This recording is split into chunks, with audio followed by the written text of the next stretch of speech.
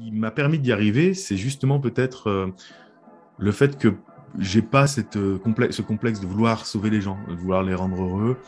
Que moi, ce qui me bottait là-dedans, c'était plus le côté, c'est plus l'hypnose. C'est-à-dire plus l'hypnose que les gens. Alors j'adore les gens par ailleurs, mais dans le métier, on se rend compte d'abord que les gens, je vais pas dire qu'ils sont interchangeables, mais on en a beaucoup, ils défilent. Et je les connaissais pas avant, je les connaîtrai pas après. Ma foi, je peux pas être là en ce moment, au moment où on parle, il y a des gens qui sont pas heureux. Donc c'est pas mon problème. Il faut pas que ça le devienne. Bonjour et bienvenue sur le podcast Oser se lancer, le podcast à destination de tous les débutants en hypnose et des autres. Je m'appelle Anna Gallet, je suis coach et hypno et j'accompagne les débutants à oser se lancer dans la pratique de l'hypnose et de l'accompagnement en général. Et c'est pour cela que j'ai lancé ce podcast. Aujourd'hui, j'ai le grand plaisir d'accueillir Antoine Garnier. Antoine qui est formateur en hypnose, évidemment hypno à son compte. Il a aussi fait un petit livre très bien fait sur l'auto-hypnose, qui s'appelle l'auto-hypnose. Vous avez toutes les refs dans la description de tout ce dont on va parler pendant le podcast. Et il a également un campus de formation en ligne qui est très intéressant avec des modules par exemple sur la suggestion directe, etc. Je vous souhaite une très bonne écoute. Bonjour Antoine Garnier, et puis merci beaucoup d'avoir répondu à l'invitation. Bonjour Anna, merci à toi. Et ce que je te propose, c'est qu'on parte un peu sur ton parcours, de comment t'en es arrivé à l'hypnose, parce que là récemment, moi j'ai vu une vidéo de toi où tu disais que t'avais ressenti une espèce de syndrome de l'imposteur, où ça t'avait un peu déprimé à un moment de ta pratique, et ça m'intéresse beaucoup, ce sujet. D'accord. Alors, comment j'en suis arrivé à l'hypnose un peu, je pense un peu. C'est difficile à dire en fait. En fait, je vais plutôt répondre comment je crois que je suis arrivé à l'hypnose, parce que en fin de compte, bon, on n'est pas très objectif sur soi-même, mais disons que moi, j'étais comment dire, j'ai grandi à Limoges et puis ensuite à Châteauroux, et donc j'avais qu'une hâte, c'était de quitter Châteauroux quand j'avais 18 ans. Donc j'ai fait des études de philo, surtout pour finalement aller à Paris, quoi. Bon, c'était pas une grande passion, mais j'avais des facilités là-dedans parce qu'il fallait baratiner et puis que j'étais plus ou moins bon là-dedans, et que j'étais assez paresseux. Donc bon, j'arrivais à tirer mon épingle du jeu. Donc j'ai fait ça. Mais ça m'intéressait, hein, mais je veux dire, j'étais pas du genre à lire 10 livres par jour, c'était pas l'ambiance. Et donc, j'ai réussi à continuer comme ça. J'ai eu jusqu'à la maîtrise. L'année d'après, la maîtrise avait plus de valeur, c'était sympa, toujours le bon cadeau. Voilà, et puis j'ai fait comme ça un programme de psychologie cognitivo-comportementale qui était en partenariat entre l'Université Paris 4 et l'ENS. Et finalement, ça donnait pas lieu à de grandes équivalences non plus. Donc, j'ai voulu postuler pour ce qu'on appelait, comment on appelait ça à l'époque, des DESS. Bref, l'équivalent d'un Master 2, mais il y en avait très peu dans ma filière à l'époque. Donc, il fallait pour ça que je fasse des stages. Donc, j'ai commencé à travailler à Europe 1. Enfin bon. Et puis, mais comme Larbin, bon, c'était sympa, mais c'était marrant, mais c'était pas un vrai métier. Bref, la question se posait de qu'est-ce que je vais faire dans la vie avec tout ça, parce que finalement, c'est pas extrêmement professionnalisant. C'était intéressant. Ça m'a permis surtout, honnêtement, de jouer la montre. Donc, j'ai appris des choses, mais on se retrouve ensuite à devoir quand même voilà, être face à des réalités. Et puis, je passe un jour en bas de chez moi, à Paris, devant une affiche d'une conférence d'hypnose. Et puis, je ne peux pas y aller parce que la date ne correspond pas. Mais du coup, je me renseigne, je contacte les gens. Je les rencontre. Là, je rencontre Gérald Vassel, je rencontre Kevin Finel qui travaillait au même endroit à l'époque. Bon, Kevin, on a à peu près le même âge, il est un petit peu plus jeune que moi, mais pas beaucoup. Donc, voilà, c'était une jeune bande, on va dire. Et puis, on discute, et puis ça m'emballe parce que j'ai l'impression que ça peut correspondre à ce qui m'intéresse. Et donc, je commence à faire une formation là-dedans, quoi. Donc, c'est vraiment par hasard. Mais je me suis rendu compte plus tard, je me suis souvenu plus tard que en fait, c'est un thème qui m'intéressait, qui m'avait intéressé depuis longtemps, parce que finalement, dans les premières années de fac, on avait des grandes conversations sur l'hypnose avec des potes que j'avais complètement zappé. Vraiment, je pense que c'était passé à un niveau subconscient, parce que c'était vraiment un centre d'intérêt très important, qu'on s'était même on avait expérimenté des choses. Et quand j'étais ado, vers 14-15 ans, j'avais acheté des livres sur le sujet, puis j'avais expérimenté sur mes cousins, sur des potes un peu au lycée, mais très peu, ça se faisait très peu à l'époque, on était un peu gênés de le faire. Notamment, j'ai été tombé assez vite sur le livre de Eric Baron, qui était un prof de guitare qui faisait de l'hypnose, et qui parlait beaucoup de la pédagogie, de l'apprentissage par l'hypnose. Donc ça m'avait passionné déjà à l'époque. Donc quand je m'étais retrouvé 10 ans plus tard à faire ça, je m'étais dit, tiens, c'est marrant. Donc bon, il y a quand même une vocation, peut-être une idée qui s'était plantée en moi. Sinon, je Une me serais pas trame. arrêté devant. Ouais. Je serais probablement pas arrêté devant cette affiche. J'aurais probablement pas contacté les gens si je connaissais pas ce sujet. Puis j'en avais quand même entendu parler dans mes cours, que ce soit en psycho, que ce soit même en cours de philo. Voilà, l'école de Palo Alto, tout ça, j'avais étudié ça en cours aussi. Donc Ah, ça t'en reste. avais parlé, toi, en cours? Parce que, tu vois, moi, Oui. j'ai fait psycho à Lyon, et alors, fou! Alors non, ouais, c'était en philo, c'était le merveilleux Michel Puech qui dirigeait mon mémoire, qui nous parlait de ça en philosophie de la technique, sur les techniques de l'information et de la communication. Il nous parlait beaucoup de ça. C'était vraiment formidable et très intéressant. Mm. En Chouette. psycho, non. Ouais. En psycho, ouais. Moyen. Non, c'est mal vu. Ok, ok, donc c'est un parcours de... Il y a toujours eu un petit bout d'hypnose quelque part, Voilà. et finalement un métier. Bah, ça, c'est comment j'y arrive. Donc, je Ouais. m'inscris dans le truc et puis finalement, je le fais. Donc, c'est pas une vocation d'aider les gens à la base. Et je pense que ça m'a été très, très utile pour être plutôt pas mauvais dans mon domaine, de pas avoir particulièrement à la base l'envie d'aider les gens. C'est-à-dire que euh, quelque part, je leur impose pas cette envie-là. J'ai un outil à ma disposition et je peux le mettre à leur service. Et s'ils ont envie d'en profiter, tant mieux. Mais il y a pas cette espèce de, il y a pas le complexe du sauveur chez moi, qui a une bonne façon d'y aller, qui a une bonne mauvaise raison d'y aller. De toute façon, on a que des mauvaises raisons, mais qui sont très bonnes. Mais moi, j'avais pas forcément ça au départ, même si je suis pas non plus un. Je suis pas, j'aime bien être agréable aux autres, mais bon, c'est pas de ça que ça naît. C'est plutôt de l'intérêt un peu geek pour l'hypnose quand même. Il y a un Ok, côté ouais, c'est un truc un peu geek, quoi. Mm. ok. Alors c'est plutôt comprendre comment ça fonctionne, comment Ouais. on peut mettre les gens en transe, qu'est-ce qui se passe que... Oui, c'est ça. Je sais qu'il faut surtout jamais parler de technique parce que c'est très mal vu. On est juste des belles personnes en face de belles personnes. Mais c'est quand même l'aspect technique que je trouvais stimulant. Il y a un côté, un jeu. Moi qui suis pas gamer pour le coup, pas du tout. Il y avait quand même un côté un jeu vidéo en réel, quoi. C'est-à-dire, si je mets ça là, si je fais comme ça, qui est stimulant, qui est hyper intéressant. Après, j'ai découvert plus tard plein d'autres dimensions. Mm. Mais surtout dans ce que j'ai appris au départ, c'était beaucoup comme ça. Il y avait beaucoup cet aspect-là. Il y avait beaucoup le côté un peu prouesse technique. Donc je me suis pas mal défait plus tard, mais bon. Mm.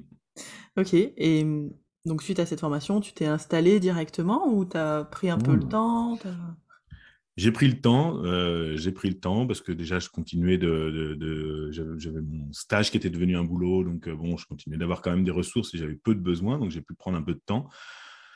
Mais à l'époque, bon, je te parle de ça, c'était en 2004-2005. Mm. Donc, bon, je connais des gens qui font ça depuis 30 ans. Hein, je suis pas un des grands anciens, mais quand même, c'était il y a un moment, à une époque où il y en avait beaucoup, beaucoup moins d'hypnos. Il n'y en avait pas dans toutes les villes. Aujourd'hui, il y en a dans toutes les rues, quoi, de France. Mais ce qui est sûrement une bonne chose. Mais il n'y en avait pas tant que ça. Et donc, mon nom était dans l'annuaire de l'école dans mon arrondissement. On était deux, trois, et ça suffisait à ramener déjà pas mal de monde, en fait.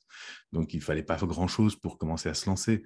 Mm. Et bon, je n'ai pas fait une tonne de com, etc. Mais l'école où j'étais, ben, assez rapidement, m'a essayé de me garder auprès d'elle pour pouvoir animer des stages d'auto-hypnose, des petites soirées, des petites choses comme ça. Donc, ça m'a donné un peu de visibilité aussi. Donc, c'est pas que j'ai souhaité me lancer trop vite, mais j'ai laissé un peu le truc venir au fur et à mesure. Et puis, au bout d'un moment, bah, j'avais un cabinet qui tournait quand même plutôt pas mal. Hein. Mm. Ok. C'était, toi, t'es formé à l'IFHE, c'est ça, Non, à l'Arche. À Arche, c'est l'Arche. l'Arche, ouais. C'était vraiment pas les Les débuts, mais débuts, c'était bah quand ouais, même dans on les va dire. premières années. Il n'y avait pas de locaux. C'était une petite bande, voilà, autour du jeune Kevin qui avait déjà son éloquence, même si il a Il continué de avait sa progresser, vision. bien sûr. Voilà, et c'était assez artisanal et très sympathique d'ailleurs. Mais le programme était déjà celui de l'hypnose Mm. ericksonienne telle qu'on connaît, orienté très PNL. Donc Mm. intéressant, mais bon, voilà, après, il y a d'autres choses. Ok. Tu t'en es défait, toi, enfin défait, si on peut appeler ça défaire, mais un peu de ce côté, justement, très PNL, ericksonien. Disons que ça fait 15 ans, plus de 15 ans même, c'est 17 ans.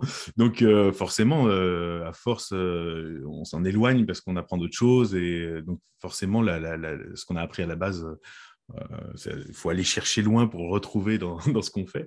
Mais bon, oui, il y a aussi, oui, alors peut-être tu fais allusion à ce que je disais dans cette vidéo, où je disais qu'à un moment donné, je comprenais plus rien de ce que je faisais, puis j'étais obligé j'ai failli tout arrêter, j'ai même arrêté en fait. Euh, et puis quand j'y suis revenu par un tout autre angle, en effet. Je pense que ce qui me manquait, c'était de comprendre, déjà de comprendre ce que je faisais, de comprendre ce qu'était l'hypnose, et il me manquait de la connaissance.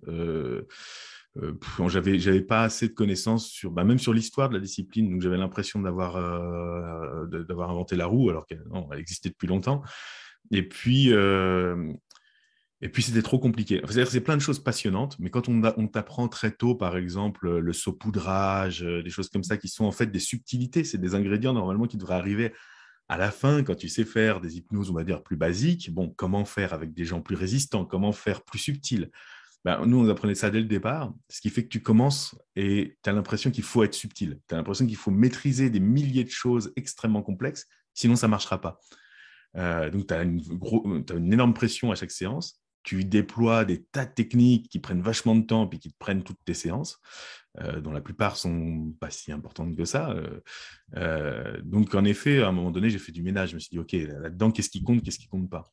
Okay. Et je pense que ce qui m'a aidé, c'est de me dire, OK, pour savoir si un truc est important, qu'est-ce qu'on fait? On l'enlève. Si ça change à rien, bon, je sais qu'au fond, c'était pas si important que ça, quoi. Ok, donc tu as simplifié, élagué la technique pour Ouais, revenir à des espèces de basiques. ouais. Ça, on est sûr que ça marche, quoi. Ouais, et puis finalement, je me suis retrouvé à faire ce qu'on faisait depuis 200 ans. J'ai dit, bon, ok, tout ça pour ça, mais donc, je reproche rien à mon formateur qui manquait de toute façon d'expérience à l'époque aussi en cabinet, etc. Mais qui transmettait quelque chose qu'on lui avait transmis, et c'était déjà hyper intéressant, et à qui on avait transmis, enfin, c'était un vieux cursus. Mais bon, c'est clairement. Ouais, clairement, c'était pas foutu dans le bon ordre en fait. On n'avait pas appris les bases d'abord, et puis on faisait trop compliqué quoi. Ok. Hmm. Du coup, t'as gardé quoi? La J'ai suggestion gardé directe. quoi? La suggestion directe, pas que, mais Ok. disons que j'essaie de Bien ça. transmettre ça aux gens d'abord. C'est-à-dire les suggestions indirectes, c'est passionnant, vraiment, j'ai rien contre, au contraire même, mais d'abord maîtriser les suggestions directes. Pourquoi? Parce que la plupart du temps, enfin moi je ne travaille que dans un cadre où les gens ils sont demandeurs, ils sont volontaires, ils sont partants. Donc on parle tout le temps de résistance, mais il n'y a pas de raison qu'ils résistent si on est gentil. Voilà, je veux dire, ils viennent, on fait le truc. En général, les gens résistent quand on essaye trop de les avoir, quand il y a une sorte de partie d'échecs qui se joue, c'est pas leur faute. Leur cerveau va essayer de la déjouer, enfin de jouer en face, quoi. Après, il peut y avoir des résistances, il y a des peurs, voilà, les gens ils sortent des gros dossiers, donc il y a des trucs qui se Mm. passent, il y a plein de formes de résistance possibles. Mais bon, en tout cas, il n'y a pas de raison a priori d'essayer de faire des choses trop subtiles, trop indirectes. En réalité, ça a une grande utilité, mais c'est tellement difficile à faire, c'est tellement subtil que bon, c'est vraiment s'embarrasser. On peut faire déjà tellement de bien avec des phrases simples, des mots simples. Donc, qu'est-ce que j'ai gardé qu'est-ce qui me reste de ce que j'ai appris à la base? C'est ça? Bah, quel est le cœur de ton accompagnement, toi, ou le cœur de ce que Ah, tu enseignes maintenant? alors ça, c'est difficile à dire. C'est une vaste question. Je dirais que l'essentiel, c'est quand même, ça s'est beaucoup recentré sur l'hypnose. Mm. C'est-à-dire qu'au départ, dans hypnothérapeute, même si ce terme, voilà, aujourd'hui, il faut le prendre avec des pincettes, mais dans hypnothérapeute, j'adhérais au truc, au discours dominant qui consistait à dire, bon, l'hypnose n'est qu'un outil, ce qui est important, c'est le thérapeute. Et plus ça va, plus c'est l'inverse pour moi. J'ai l'impression que plus ça va, plus j'ai l'impression que mon job, à moi, c'est l'hypnose. C'est-à-dire, c'est d'accompagner les gens jusqu'à cet endroit. Et si je l'ai bien fait, ben, j'aurais pas besoin d'être thérapeute. C'est eux qui vont l'être. Mais mon job, c'est de les amener dans un état qui est différent, parce que dans l'état dans lequel ils étaient avant, ils n'y arrivaient pas. Voilà, ils n'y arrivaient pas. Donc, un peu comme un chaman, puisque c'est un thème très, très à la mode en ce moment, et tant mieux, c'est intéressant.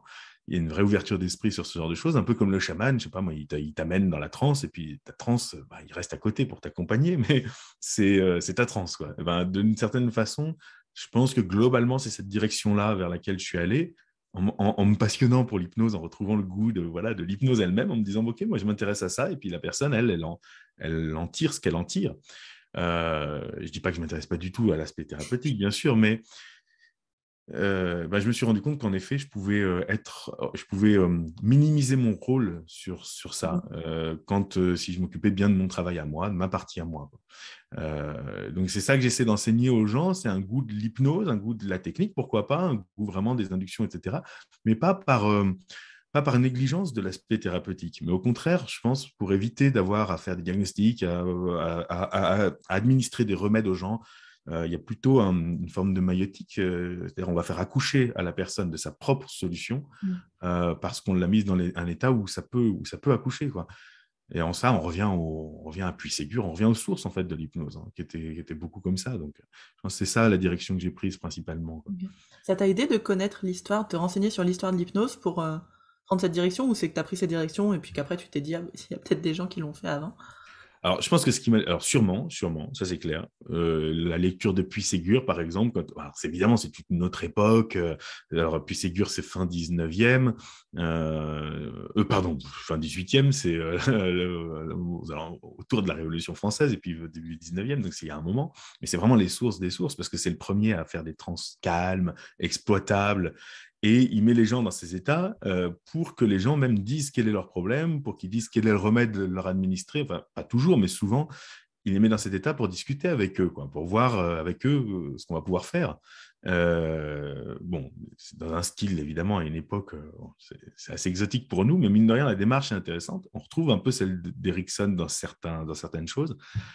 Mais je pense, ce qui m'a permis d'y arriver, c'est justement peut-être le fait que j'ai pas ce complexe de vouloir sauver les gens, de vouloir les rendre heureux, que moi, ce qui me bottait là-dedans, c'était plus le côté, c'est plus l'hypnose. C'est-à-dire plus l'hypnose que les gens. Alors, j'adore les gens, par ailleurs, mais dans le métier, on se rend compte d'abord que les gens, je ne veux pas dire qu'ils sont interchangeables, mais on en a beaucoup, ils défilent. Et je ne les connaissais pas avant, je ne les connaîtrais pas après. Ma foi, je ne peux pas être là, en ce moment, au moment où on parle, il y a des gens qui ne sont pas heureux.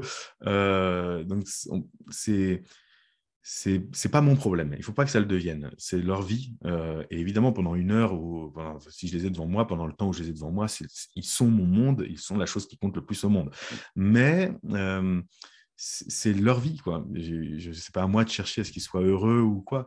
Mais ensemble, on va chercher à faire un boulot. Et moi, je vais essayer de faire mon boulot, bricoler le truc le plus, voilà, d'être bon dans ce que je fais. Voilà. Moi, je dois m'occuper d'être bon dans mon outil, dans mon instrument.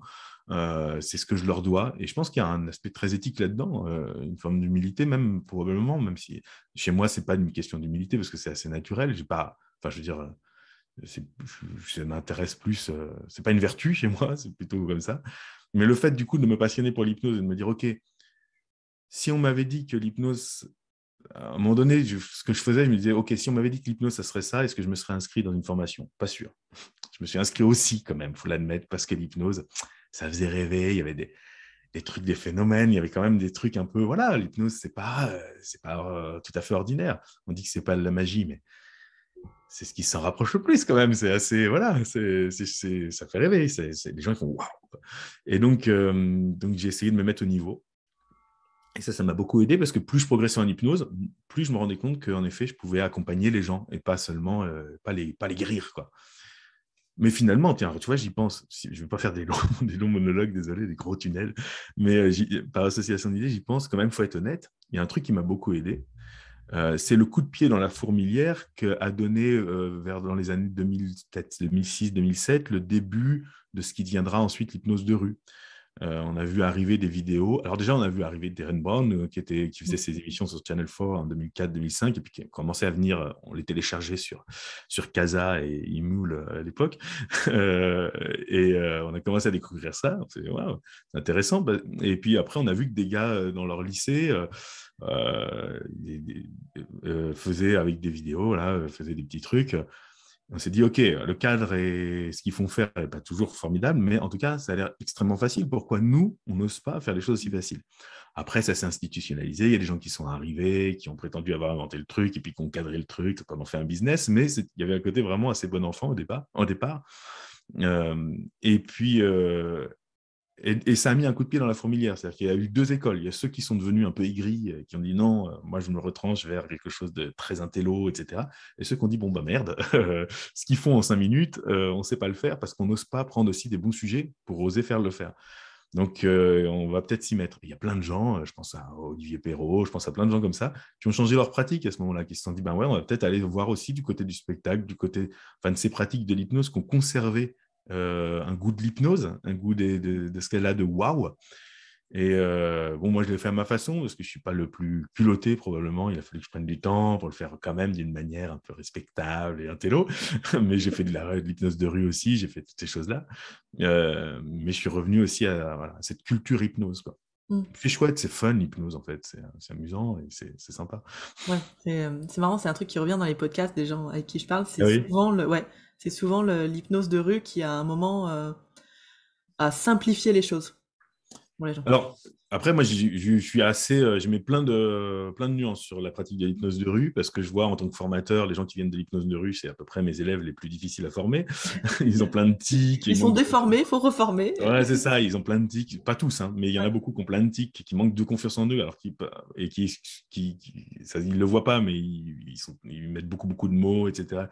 Mais après, c'est quand même des gens intéressants et intéressés. Mais il y a le problème de la sélection des sujets aussi, etc. Mais justement, Erickson le disait d'ailleurs dans une conférence, je crois, ou dans je ne sais plus dans quoi, il disait, mais prenez des bons sujets, et évidemment, avec leur accord, entraînez-vous ensemble à faire des tas de choses parce que ça va vous rassurer, ça va vous permettre d'apprendre votre métier, d'apprendre ce que c'est que les phénomènes, etc.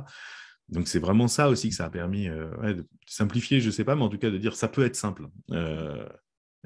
Et en effet, c'est là que je me suis rendu compte qu'en cabinet, j'avais quand même 5 personnes sur 6 qui demandaient qu'à aller en hypnose et qui arrivaient très très bien sans trop d'efforts. Et la sixième, bon, on prend un peu plus de temps. Et de temps en temps, il y a quelqu'un avec qui c'est beaucoup plus dur. Mais bon. Mm.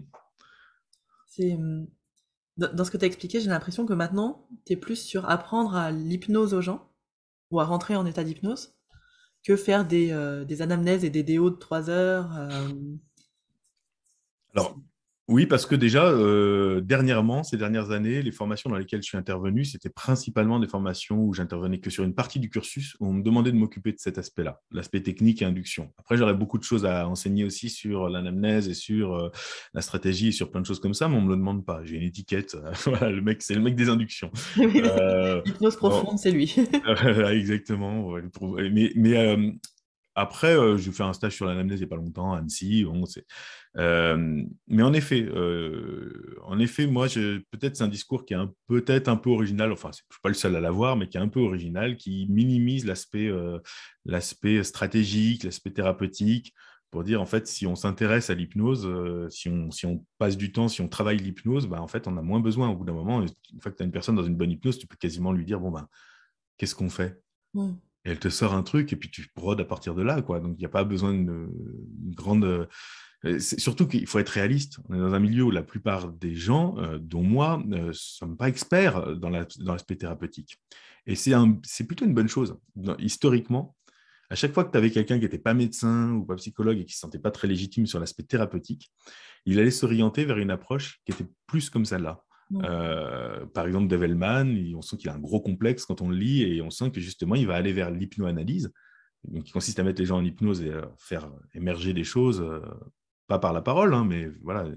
Et parce que justement, il se dit, bah, moi, je touche moins à cet aspect-là. Et on va le voir chez plein de gens. Puis Ségur n'était pas médecin, etc. Il y a moins ce côté, j'administre le remède. Erickson, c'est presque une exception. C'est-à-dire que lui aussi, il a cette démarche-là, alors qu'il est psychiatre. Mais il veut quand même que les choses viennent de l'autre. Et donc, quelque part, on pourrait dire aussi qu'on est moins déformé à ça, et que ça nous permet justement de ne pas forcément hériter de ce truc de je dois donner la solution à l'autre, mais plutôt au contraire d'être dans un truc de je l'amène à un endroit et il va trouver sa solution, quoi. Donc, bon. Ok. Qu'est-ce qui fait pour toi qu'en hypnose, on trouve plus facilement la solution? Alors, tu vois, je sais pas, mais moi, le côté un peu inconscient, bienveillant, tout le temps ok, tout le temps Mm. machin, j'adhère plus trop à ça. Mm, mm. Mais... Alors, bienveillant, je sais pas. Déjà, je pense que bienveillant, pas forcément, mais malveillant, je pense que Pas non bien plus. souvent non plus. C'est juste des dysfonctionnements. Déjà, c'est plein de. C'est l'inconscient, bon, c'est un mot un peu valise pour désigner des tas de parts de nous qui viennent d'époques différentes de notre évolution personnelle, d'époques différentes de notre évolution en tant qu'espèce, et qui essayent de vaguement travailler entre elles comme un ordinateur c'est quand on mettait il y en a qui le font encore, plein de cartes et de trucs dans une tour, et puis ensuite, il faut mettre des pilotes, il faut mettre des drivers pour essayer de les faire bosser ensemble. Ben, en gros, ça essaie de bosser ensemble, mais de temps en temps, il y a un truc qui bug. Et on a le sentiment que c'est malveillant, etc. Mais parfois, au contraire, c'est une fonction de survie, genre la peur, etc., qui va être surdosée. Mais qu'est-ce qui fait qu'en hypnose, il y a parfois... Alors, il y a des tas de choses qu'on peut faire sans hypnose, ça c'est évident, même avec de l'hypnose légère, etc. Mais parfois, il faut aller chercher quand même un de ces états où on va pouvoir programmer. Il y a quand même une dimension, et je sais que ce terme est aussi très banni, mais je n'ai pas tellement de pudeur sur certains mots, mais il y a une dimension programmative à l'hypnose. Clairement, en hypnose, je peux programmer qu'une personne, je sais pas, à chaque fois que ses lèvres touchent le café, elle a un geste de dégoût et qu'elle ne boive pas son café. Il n'y a qu'avec l'hypnose que je peux, en quelques instants, programmer un conditionnement comme celui-ci, ou déprogrammer un conditionnement. On le voit bien avec les phobies, pour le coup, c'est un des trucs sur lesquels l'hypnose marche le mieux. On n'y arrive pas tous les coups, mais il n'empêche que tu as des gens qui arrivent avec une phobie des souris, et puis 2 secondes après, ils n'ont plus la phobie des souris. Il n'y a pas beaucoup de techniques qui arrivent aussi bien, parce que dans cet état, il semble que c'est un peu comme aller dans l'ordinateur, dans le mode de programmation, quoi. Donc, il y a quand même cet aspect-là. Et puis, si je demande à quelqu'un qu'est-ce qu'il te faudrait en dehors de l'état d'hypnose, la personne va peut-être réfléchir et me dire ouais, je pense qu'il me faudrait ci, ça, ça et ça. Elle réfléchit. Et quand on est en hypnose, si je lui demande qu'est-ce qu'il te faudrait, bloum, un truc va lui venir, quoi. Elle va plutôt avoir tendance à accueillir une réponse qui lui vient. Et ce qu'elle va me dire, je sais pas, par exemple, du courage, c'est pas ce qu'elle imagine, c'est ce qui lui vient. C'est comme si son inconscient lui soufflait la réponse. Et donc, on a accès à quelque chose, quoi. On ouvre une porte vers une sorte de sincérité envers soi-même, je ne sais pas comment dire, mais qui fait que des fois, ça permet d'avancer vraiment, vraiment bien. Justement, à condition de ne pas y fourrer des trucs, plutôt de laisser sortir des choses, quoi. Ouais. Est-ce qu'il y a une importance sur le niveau de la transe à ce moment-là? Tu t'as parlé de transe légère. J'ai l'impression que actuellement on fait beaucoup de transe en mode relaxation, etc. Par quoi que la mode est quand même... ça Passé. change, hein, ça change. La mode est pas mal maintenant, l'idéomoteur, etc., etc., Ouais. qui est plus impressionnant, mais qui est fait de l'hypnose parfois plus légère encore. Parfois pas de l'hypnose même, hein. Je veux dire, si on fait juste un signaling comme ça, sans transe, ça peut... Enfin, disons que, en gros, tout ce qu'on peut faire avec pas d'hypnose, faisons-le sans hypnose. Tout ce qu'on peut faire avec un peu d'hypnose légère, il n'y a pas besoin de s'embêter à faire des heures d'induction. Et puis, de temps en temps, on sent bien qu'il y a besoin quand même de mettre une petite couche supplémentaire. Je crois que c'est... Erickson disait, mais je ne saurais pas citer exactement la phrase de tête, mais il disait en gros, il disait ça, quand ça n'avance pas, j'approfondis l'hypnose, et puis en général, ça débloque quand même pas mal de choses. Et je pense à cause de ça aussi. Parce qu'il y a un stade d'hypnose moyenne où les gens sont très passifs, très en attente. Ouais. Et quand on approfondit l'hypnose, au contraire, on ne les rend pas plus amorphes. Ils vont pouvoir laisser plein de choses se réveiller en eux.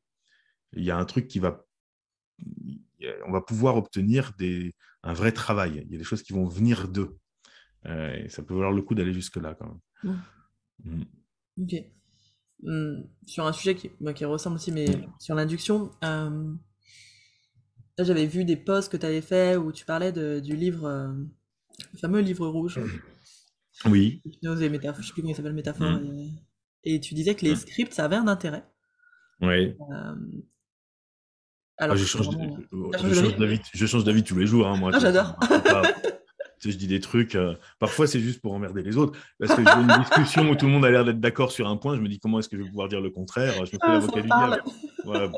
Sinon, c'est pas drôle. Je veux dire, ça n'a aucun intérêt. Oui, c'est vrai, sinon on se fait un peu chier, quoi. Tout le monde est d'accord, tout le monde est là, non mais trop et tout ça. Moi, je veux dire, pas du tout. Je suis Juste pas pour d'accord. prendre le contre-pied. Mais, tu vois, mine de rien, comme ça que je me fais remarquer. Les gens se disent, mais c'est qui Et bah oui, ça parce que moi je m'étais dit, ce livre, je vais du coup lire le début, parce que t'avais dit que c'était les premières pages qui étaient vraiment intéressantes. Parce que je m'étais dit, le pavé, j'ai pas envie de lire tous les. Enfin, m'en servir en dictionnaire, pourquoi pas, mais. Ouais. Non, mais on s'en passe volontiers. Je veux dire, on se passe de plein de choses. De toute façon, on s'en passe bien. Mais moi, j'ai snobé ce livre parce que de toute façon, j'ai un peu appris. Je mets pas ça sur le compte de mon formateur et de ma formation. Mais à la base, quand même, je sais pas, c'était l'ambiance un peu générale. J'ai appris à être snob et à être un petit con au départ, dans mes formations de départ. C'est-à-dire que L'école d'en face, c'était tous des cons, les psys, c'était tous des cons, les machins, c'était les psys, les analystes, c'était tous des cons. Enfin, il y avait que nous qui avions, voilà, on était trop cool et on avait tout compris. Euh, et, euh, et petit à petit, j'ai compris que pas du tout, c'était moi qui étais un con, en fait, de snobber toutes ces choses, parce qu'il y a plein de choses formidables.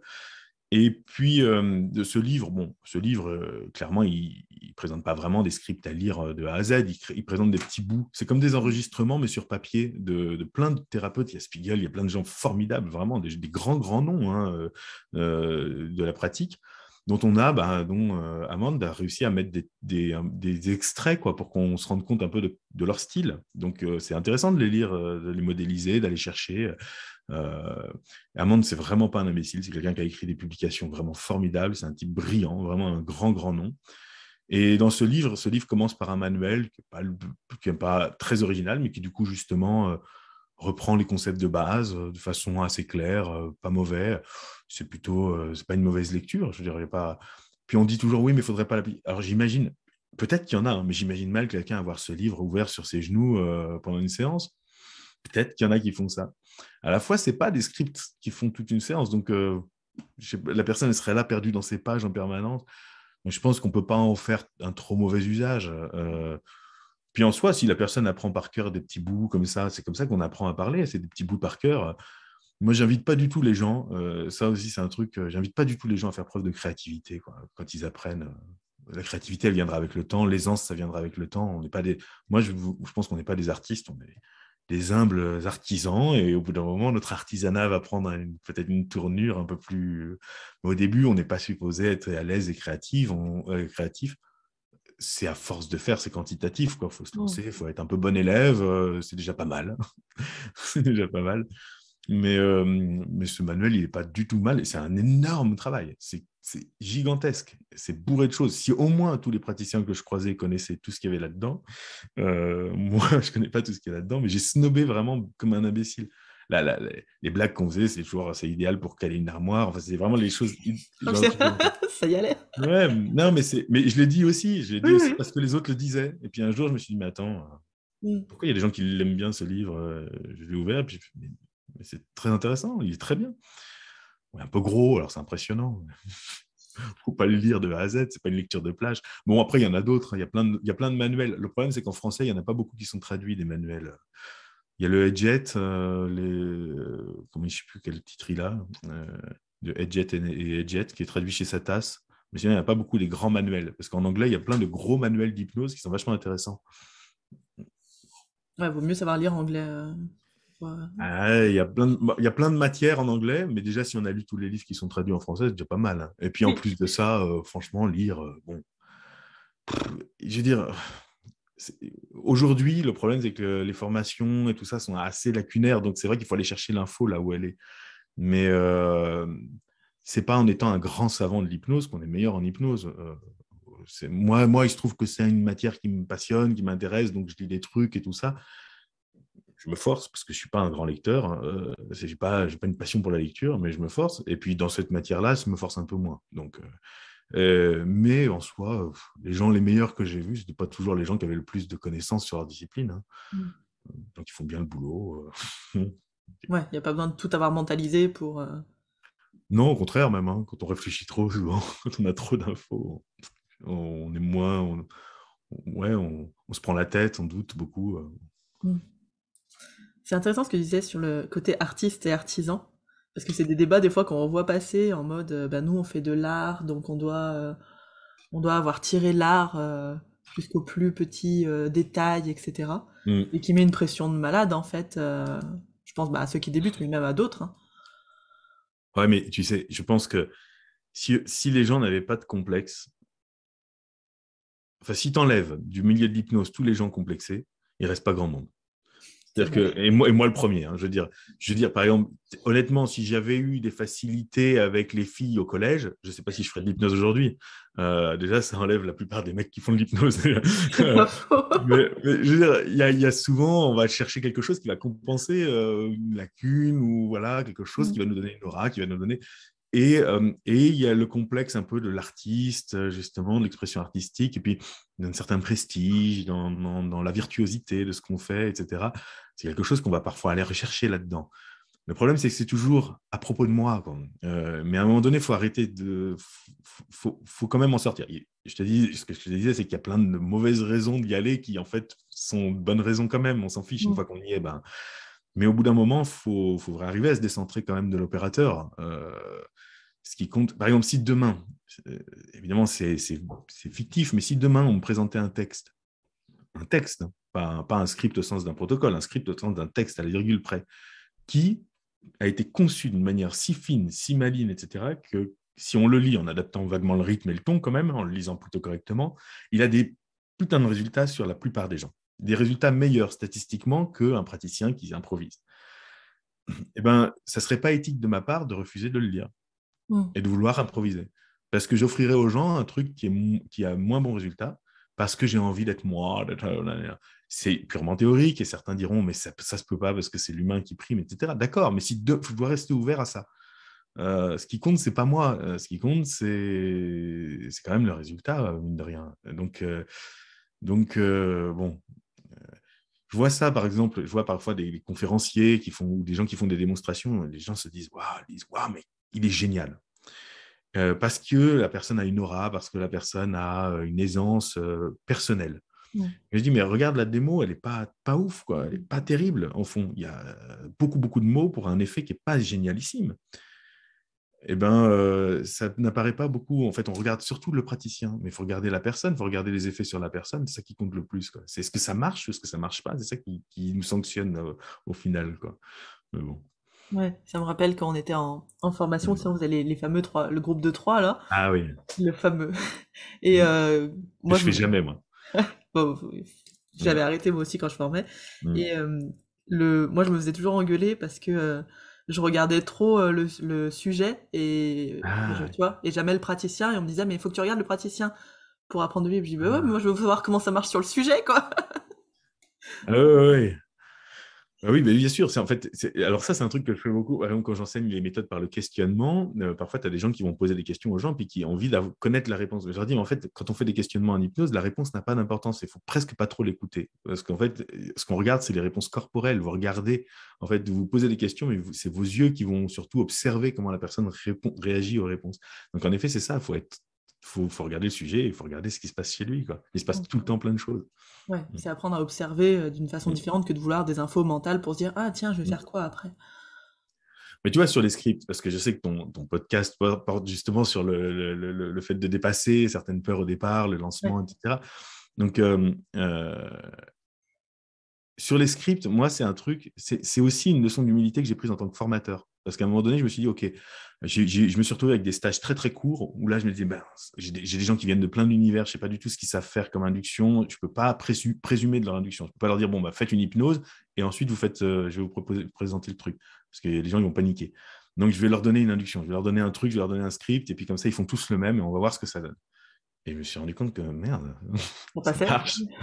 Punaise, ça marche bien. Zut alors. Et je me suis dit, avec des débutants, je vais voir si je peux pas leur faire ça. Je leur donnais des scripts, je leur disais, OK, mettez-vous à deux, vous lisez ça à l'autre. Donc j'avais des gens qui lisaient, mais vraiment genre, nanana, nanana. Donc aucun rapport. Enfin, peu de rapport. Il y a un cadre, évidemment. Ils savent que Mm. l'autre est en débutant, donc il y a quand même un cadre bienveillant. Mais ils ne se connaissent pas, ils ne se regardent pas, il n'y a pas d'aisance, il n'y a rien. On a vraiment enlevé beaucoup des ingrédients magiques de la communication. Et pourtant, parce que les idées n'étaient pas trop mal placées, puis parce qu'ils mettaient des temps là où il fallait, ben, ça donnait des résultats vraiment statistiquement. Évidemment, il y a des gens sur qui il faudra rajouter des ingrédients, mais statistiquement énorme. Et ça m'a obligé à reconsidérer aussi la place de l'opérateur et aussi l'aisance, par exemple. Si j'ai quelqu'un qui a trop d'aisance devant moi, ça peut me bloquer, hein. Si j'ai quelqu'un qui bégaye un peu, qui hésite et tout ça, je peux me dire, allez, il y a un truc au fond de moi qui peut dire, allez, tu vas pas l'emmerder parce que Je vais vas-y, rentre l'aider. dedans. Ouais, ouais, sans l'aider, sans simuler, mais du coup, tu n'as pas envie de résister à quelqu'un comme ça, toi. Donc, je me suis mis à l'utiliser comme un outil pédagogique, évidemment. Le but, c'est pas que les gens ils aient une feuille sur les genoux quand ils font des séances. Après tout, s'ils trouvent qu'un truc est bien fait et qu'ils l'apprennent par cœur, et ensuite ils l'adaptent. Je me fais pas d'illusions, je sais très bien que les gens ils vont pas réciter un script, ça va les embêter, que ça va les encombrer, ils vont bien. Mais pourquoi pas, hein. pourquoi pas apprendre partant de quelque chose, hein. Mm. Là, ça me fait un... Parce que moi, j'étais vraiment anti-script à un moment et tout, et pareil, je t'avais entendu sur un question-réponse où tu disais ça, et je m'étais dit, oui, c'est vrai, finalement, si ça marche pour l'autre, en fait. Pourquoi vouloir toujours inventer notre patte, notre machin, notre truc, si au départ, bah, on n'est pas trop confiant, pourquoi ne pas utiliser un script ou Ouais. quelque Tu as chose qui... 200, t'as 200 ans d'histoire et de technique et de travail sur les techniques derrière. Donc, déjà, voir un peu ce qui marche, ce que ces techniques-là, quand on les fait, me donnent. Moi aussi, ça me permet, par exemple, de faire aux gens. Je leur donne un texte, par exemple. Je leur fais... Alors, c'est un outil pédagogique. Donc, je leur fais faire d'abord avec un script, puis ensuite débrouillez-vous, quoi. Mais ça me permet de leur faire des trucs qui leur permettent directement de faire certaines formulations ou certaines choses que j'ai mis 15 ans à savoir faire. Donc moi, mon but, c'est pas que les gens ils refassent toutes les galères que j'ai faites. Mon but, c'est qu'ils soient meilleurs que moi à la fin d'une formation. Euh, et ça arrive, ça m'arrive souvent. J'ai des gens que je forme et dès qu'ils ont terminé en tant que débutants, ils sont déjà meilleurs que moi je suis arrivé, que moi aujourd'hui. Parce qu'en général, ils ont du talent, ils ont un talent que j'ai pas, quoi. Moi, je suis un laborieux et eux, ils ont ces techniques-là, je leur donne directement. Voilà, je fais pas de rétention d'informations, j'essaie de leur donner. Donc après, ils n'ont pas forcément compris tout ce qu'il y avait derrière, et ça viendra avec le temps. De toute façon, le but, c'est qu'ils fassent du bien aux gens. La priorité, elle est là. La priorité, elle est qu'on ait des bons gestes techniques qui, quand on les fait proprement, et de bons résultats et fassent du bien aux gens. La priorité, elle est pas de se faire... De toute façon, il n'y a personne pour nous applaudir dans un cabinet quand on fait des prouesses. C'est très frustrant, hein. Si on a un complexe artistique, d'ailleurs, il faut pas trop faire ça parce que c'est hyper frustrant. C'est pour ça que les gens vont vite. On fait de la formation, ça nous permet d'avoir un public. C'est pas faux. Sinon, c'est vrai que disons, si on a envie d'exprimer sa personnalité, etc., c'est plutôt un sacerdoce, hein. J'ai vu que tu as créé le campus de l'hypnose sur Internet, Oui. avec des formations en ligne sur, bah, par exemple, la suggestion directe et sur plein Ouais. de petits thèmes particuliers. Mm. C'est pour ça aussi, pour aider à simplifier les choses pour les hypnos ou... Oui, alors, oui, mais Oui, c'est aussi mais... pour m'autonomiser par rapport aux instituts de Ouais. formation, parce qu'évidemment, j'en ai un peu marre de dormir dans des hôtels en banlieue de ville à 500 km de chez moi. Donc, de temps en temps, j'aime bien, mais j'essaye de être un peu moins dépendant. Moi, j'ai pas mon organisme de formation, donc j'essaye de pouvoir donner mon contenu aussi, parce que si personne me demande ce thème-là, ben, il dort pendant plusieurs années. Donc, j'essaye ça me permet, moi, de donner un certain contenu en continu de façon autonome, et notamment des cours que je donnais depuis des années. Là, je suis en train de monter un cours sur la transpartielle, et puis donc je vais en continuer d'en mettre pas mal. Et puis après, il y aura des thèmes, évidemment, des applications, etc. Ça demande du boulot, mais l'idée, c'est ça, c'est que, en fait, je sais aussi que les personnes qui sortent de formation, souvent, ben, elles se retrouvent à OK, je croyais qu'en fin de formation, je serais formé, et je m'aperçois que je suis à demi formé. Bon, je suis bien gentil en disant à demi, mais il me reste beaucoup de choses à apprendre. Bon, c'est pas grave, on va pouvoir continuer d'apprendre. Mais où trouver l'info? Alors, on parle des livres. Il faut être honnête, les livres, ça demande du temps. Tout le monde n'est pas un grand lecteur, je connais ça. Donc, il faut se motiver. Et puis, les livres, t'en lis 10 pour une info, parfois. Donc, les livres, il n'y en a pas tant que ça qui sont riches d'informations techniques. Les formations, il faut se déplacer. Une fois que tu as commencé à travailler, prendre des week-ends, payer l'hôtel. En plus, c'est rarement là que tu as le plus de revenus. Donc, payer l'hôtel, c'est pas évident. Donc j'essaye de proposer justement comme ça des choses qui sont complémentaires derrière, en effet, mais qui sont voilà, toujours dans mon approche, oui, de simplifier, mais pas non plus. Il y a beaucoup plus simple, hein. Il y a des approches beaucoup plus simples que la mienne. J'essaie quand même de proposer un truc où c'est simple, mais où on comprend, Ouais. où c'est sérieux, où il y a des explications, où il y a des exemples quand même. Je m'adresse quand même à des gens qui sont dans une démarche professionnelle, voilà, pas des gens qui veulent juste apprendre un petit script pour faire de l'hypnose dans les soirées en famille, quoi. Donc, bon. Il y a, tu... L'avantage de la formation en ligne, pour moi, c'est que les gens peuvent y revenir aussi. Ouais, Si tu tu vas... mets, comme tu dis, des exemples, des cas et tout, tu peux... Parce que tu n'arrives pas à tout intégrer dans une formation. Non, Il y a trop d'infos, des fois tu ressors de 10 jours de formation, tu dis putain, de quoi je me rappelle, quoi. clairement, c'est clair. Et c'est très frustrant, hein. Moi, on parle souvent de la question des échecs en tant qu'hypno. Moi, je peux parler des échecs en tant que formateur. C'est-à-dire que tu donnes du mal, etc. Tu as un groupe, je sais pas moi, de 30 personnes devant toi. Combien là, ils ont l'air contents. Tout le monde te dit à la fin, ah, c'était hyper intéressant. Mais combien vont réellement appliquer ce que tu leur as dit? Tu leur as bien précisé qu'il fallait qu'ils refassent les exercices ensuite, etc. Mais tu en as peut-être 5 qui vont se retrouver pour faire des exos, qui vont vraiment apprendre ça. Tu en as d'autres qui vont courir de formation en formation, et puis tu leur vois 2 ans après, ils font des tests, ils font de la street, alors que tu leur avais appris autre chose. Enfin, tu vois, bon, c'est les regards, chacun fait ce qu'il veut, mais tu te dis, ah zut, qu'est-ce qui est resté de mon enseignement? Mm. Et en général, parce que c'est trop dense, c'est trop. Ouais, c'est trop dense. Et puis, je crois que des fois, nos pédagogies, elles sont pas folles non plus, Non, dans ouais. nos façons d'apprendre aux autres. Et, ouais, enfin, en tout cas, moi, je vois sur les jeunes hypnos que j'accompagne, ça les rassure de passer de formation. C'est vraiment le syndrome d'objet brillant, Ouais. où j'ai peur, donc je vais passer à cette formation, et puis à ça aussi, et puis à ça aussi, et puis je vais essayer de prendre toutes les techniques, mais comme je prends pas le temps de les appliquer sur le terrain, bah, en fait, il reste rien, quoi. Il reste que des infos mentales que j'oublie au fur et à mesure, souvent. Ouais, souvent, moi, quand quelqu'un à la fin d'une formation me dit, ah, c'était intéressant, et maintenant, qu'est-ce que tu me conseilles comme formation? Pardon, excuse-moi, je t'ai donné Travail! des exos, je t'ai donné des outils, tu peux passer au moins 1 an à bosser là-dessus, quoi. Mais arrête de te former, qu'est-ce qu'il y a? Qu'est-ce que tu essaies de repousser comme. Alors après, il y a une réalité, hein, c'est qu'ils sentent bien qu'il manque d'outils, et Oui. parfois, c'est pas faux, mais parfois, c'est. Enfin, les outils, en réalité, avec 2, 3 outils, on n'a pas besoin. Moi, au quotidien, dans mes séances, je n'utilise pas des milliards de choses. Je tourne autour à peu près toujours des mêmes. Enfin, bon, on dit ça parce qu'on se rend plus compte, mais bon, c'est plus compliqué que ça. Mais bon, ouais, c'est vrai qu'à un moment donné, il faut quand même aussi pratiquer, quoi. Ça, c'est Mm. sûr. Mm. Tu parlais des échecs en tant que formateur. Est-ce que tu aurais un échec en tant que qu'hypno à nous raconter? Un bon gros échec d'accompagnement? Et tous les jours, je pourrais te raconter mes échecs du jour, Je me parce doute. que c'est mon quotidien, c'est ma base, c'est la base sur laquelle on travaille. Il faut être honnête, on travaille sur une base d'échecs, et puis on tente d'avoir le plus de succès à l'intérieur de ces échecs-là possible. Récemment, j'ai discuté avec quelqu'un, puis m'est venue une analogie. C'est que on est un peu comme, enfin moi en tout cas, je suis un peu comme un joueur de basket qui se faufile près du, près du panier et qui lance le ballon en direction du panier. J'essaie de lancer le ballon le moins mal possible, le plus possible en direction du panier. Après, il rentre pas. Mais un joueur de basket, clairement, s'il dit, allez, je vais faire 100 lancers pour m'entraîner, Mm. bon, ben, il sait qu'il y en a qui rentrent, il y en a qui rentrent pas, il y en a qui rentrent, il y en a qui rentrent pas, c'est comme ça, c'est normal. Et il va pas se lamenter et pleurer sur le bord du C'est pas terrain. passé.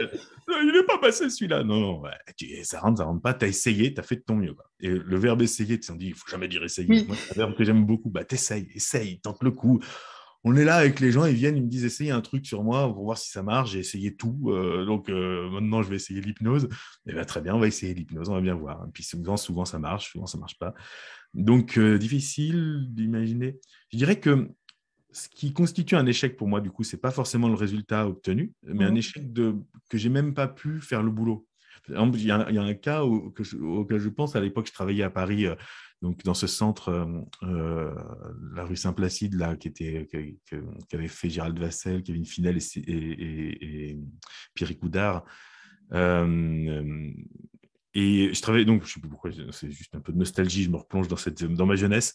Et donc, je travaillais là-bas, il y a un type qui vient en fauteuil roulant, sa femme l'amène, et sa femme l'amène vraiment littéralement. C'est-à-dire que lui, il n'avait pas du tout envie de venir là, c'est vraiment sa femme qui l'a amené, c'est sa femme qui l'amène vraiment, qui le roule jusqu'à mon cabinet.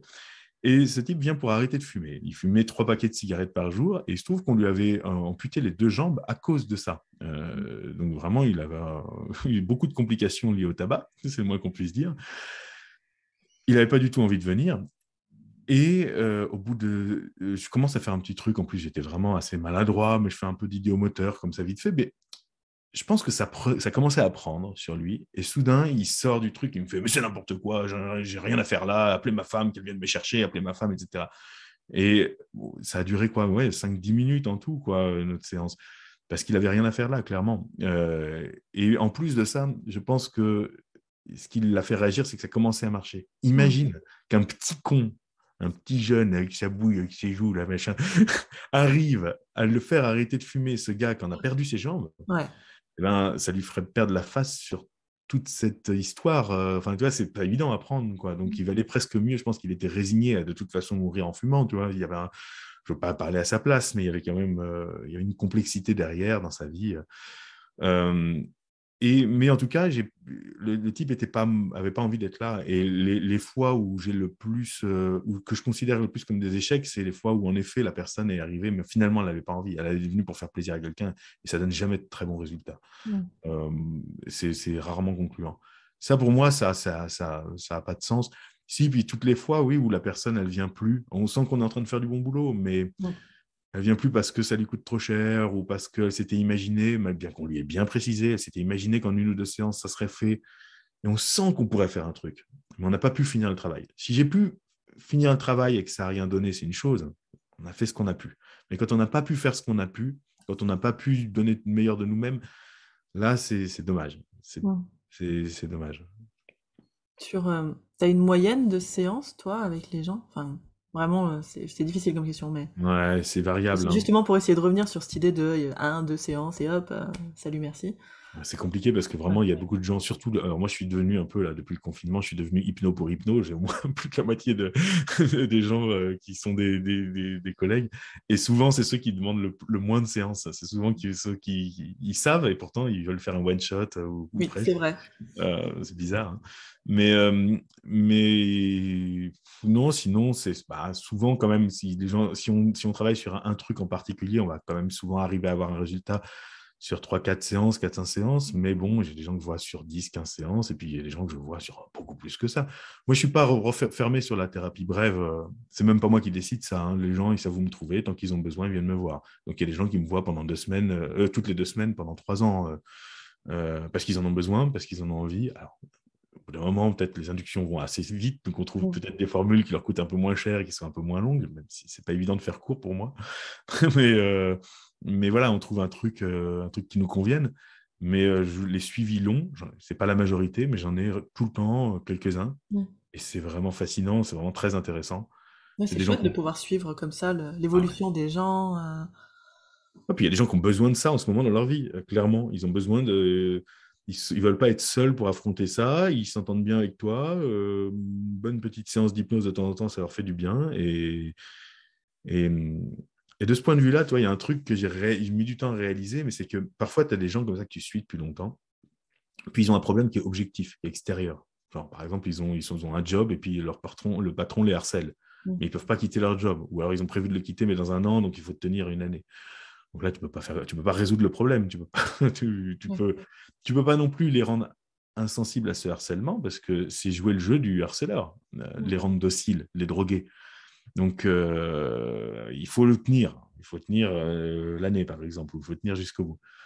Donc tu les accompagnes et parfois tu as l'impression de ne pas avancer parce que il n'y a rien qui change. Mais c'est ce que j'appelle, moi, les résultats invisibles. C'est-à-dire qu'en fait, si tu n'avais pas été là, si cet accompagnement n'avait pas eu lieu, ils auraient peut-être sombré. Donc, en fait, si tu es en train d'avoir un résultat qui leur permet de ne pas avancer, de ne pas non plus reculer, enfin, il n'y a pas de changement, et tant mieux, ils n'ont pas sombré, ça aurait pu être largement pire. Donc, évidemment, ils vont mal, toujours un peu pareil, où ils reviennent souvent avec la même rengaine, ah bah, m'avait fait du bien, mais ça n'a pas tenu, etc. Oui, mais c'est pas grave, on va remettre une couche. Et pendant ces peut-être 2 3 ans où tu vas les suivre, ben, en fait, si tu n'avais pas été là, ils se seraient peut-être noyés. Peut-être, hein, on ne sait pas. Mais on a l'impression que ça donne rien, ça peut nous décourager, on peut se dire, mais ça sert à rien ce qu'on fait ensemble. Mm.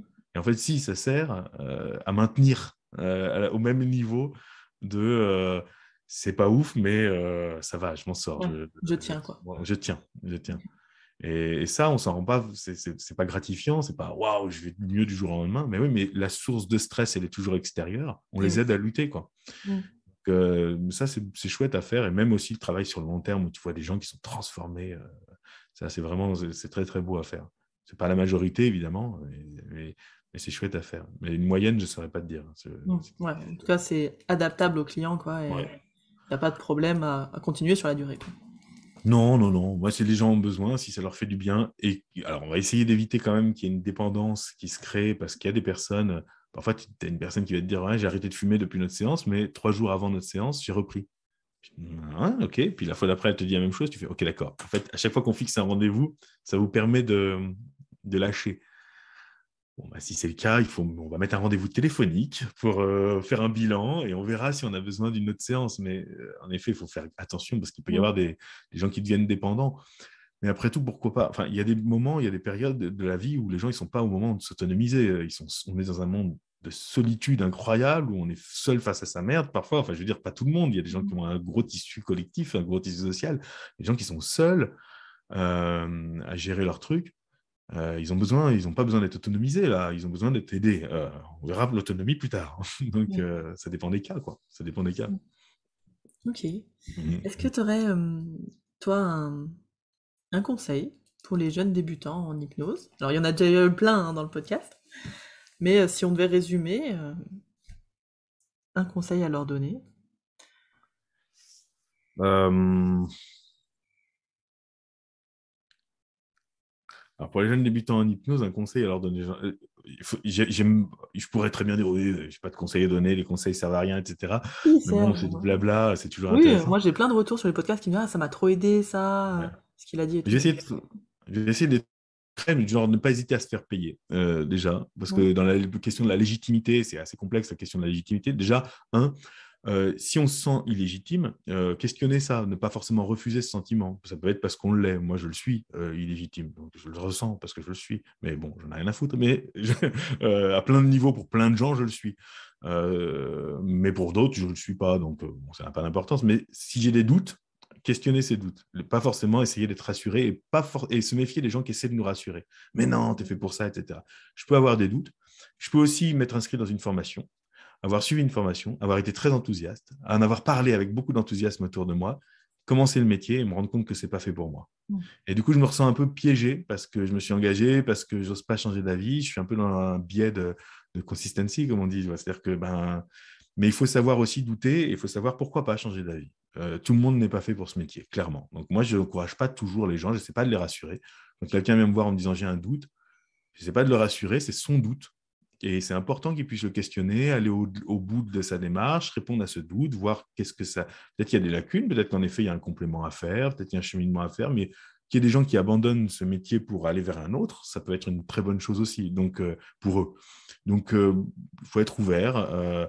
Mais bon, parfois c'est dommage parce que c'est un doute qui peut être résolu, mais je sais que ce n'est pas un message qu'on entend souvent, mais voilà, on peut changer d'avis. Mais tout le monde n'est pas fait pour ça. Parce que clairement, on ne se rend pas compte de la solitude du truc, on ne se rend pas compte de plein de choses. On ne se rend pas compte des difficultés qu'il peut y avoir dans le métier, on ne se rend pas compte. Donc, on ne se rend pas compte avant de commencer une formation à quel point on ne sera pas bien formé à la fin de la formation. On le découvre après. Heureusement. Oui, heureusement. Mais donc, on se rend pas compte à quel point ça va être dur de se former en autodidacte, en fait. Il faudra continuer, etc.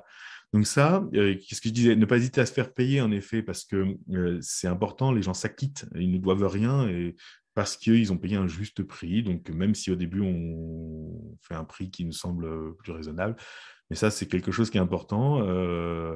Quel conseil aussi concret est-ce que je pourrais donner? Je réfléchis. Parce que je te disais de ne pas chercher à être créatif. Mm. Pourquoi pas et pourquoi pas, moi je dis aux gens, n'hésitez pas, je ne sais pas, si vous ne vous sentez pas à l'aise, écrivez vous-même votre propre début d'induction, votre propre préto, votre propre je ne sais pas quoi, puis apprenez-le par cœur. Quand même. Au moins des choses. Si je vais au théâtre, c'est pas pour que les gens ils aient le livre dans les mains, quoi que ça arrive, hein, mais c'est pour au moins apprendre par cœur. Mais ça, c'est ne cherchez pas à être créatif, soyez bon élève, et puis c'est tout. Pensez à tous les aspects du métier, la compta, le marketing. C'est-à-dire que si vous êtes chef d'entreprise, un cabinet, ce n'est pas une grosse boîte, mais quand même, il y a d'autres aspects et il faut être prêt à le faire. Moi, je donne des conseils que j'aurais dû m'appliquer à moi-même. Oh là là, Clairement, on c'est parle pas pas. là, le marketing, communication, ça a été une catastrophe pendant des années. Moi, L'horreur. quand j'ai commencé, il n'y en avait pas tellement besoin, mais Oui. aujourd'hui, moi, j'ai déménagé il y a 6 ans, je suis arrivé dans une région, il faut tout recommencer. Et ben, bon, ça va que j'avais les formations, parce que sinon, il faudrait communiquer, Ouais. en effet.